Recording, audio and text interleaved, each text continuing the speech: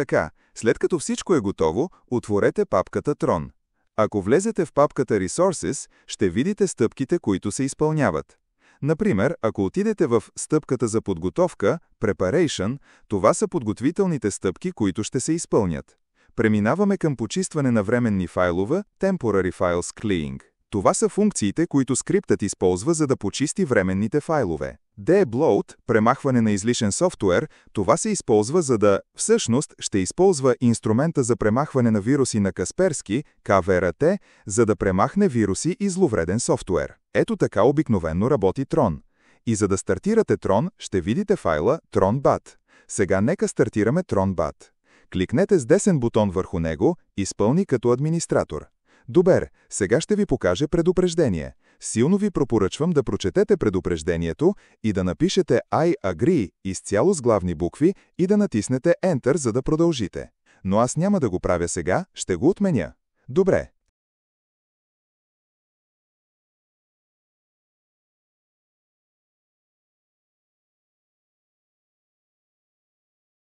Добре, нека отворим файла с инструкциите в Notepad. Тук са дадени няколко аргумента, които можете да използвате, аргументи от командния ред за Tron. Така, например, ако използвате сравнително нов твърд диск, можете да пропуснете дефрагментирането, -skip defrag. И ако вашата операционна система е нова, можете да пропуснете премахването на излишен софтуер, debloat. И ако сте сигурни, че системата ви няма вируси, можете да пропуснете антивирусните сканирания. Тези неща отнемат време, така че ако ги пропуснете, това означава, че вашият Tron скрипт ще завърши по-бързо. Добре, нека направим това.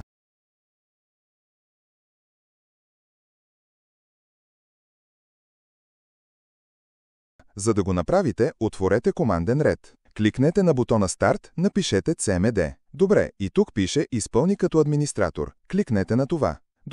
Добре, сега виждате Tron.bat и това, което ще направя е следното. Ще пропусна дефрагментирането.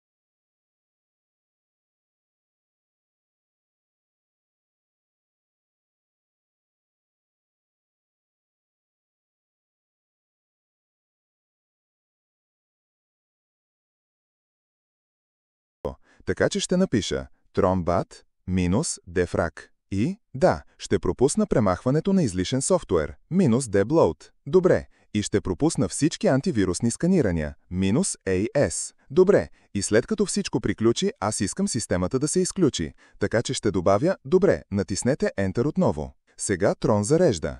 Отново се появява това предупреждение. Пак ви призовавам да го прочетете. След като сте готови да продължите, напишете I agree и натиснете Enter. Добре.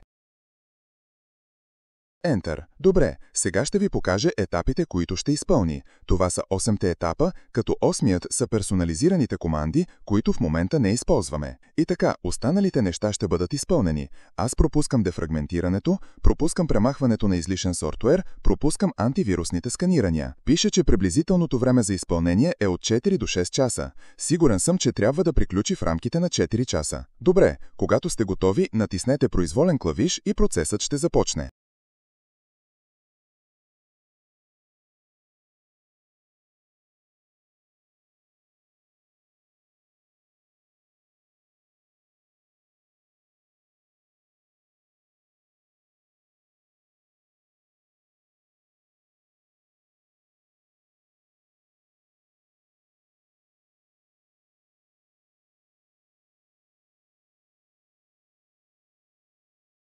Първата стъпка обикновено е създаване на точка за възстановяване на системата. Тъй като добавихме аргумента за пропускане на debloat и на антивирусните сканирания, те са пропуснати тук, както можете да видите тук. Също така пропуснахме и дефрагментирането, така че дефрагментирането е стъпката, която идва след това. Така, това е в общи линии за скриптът.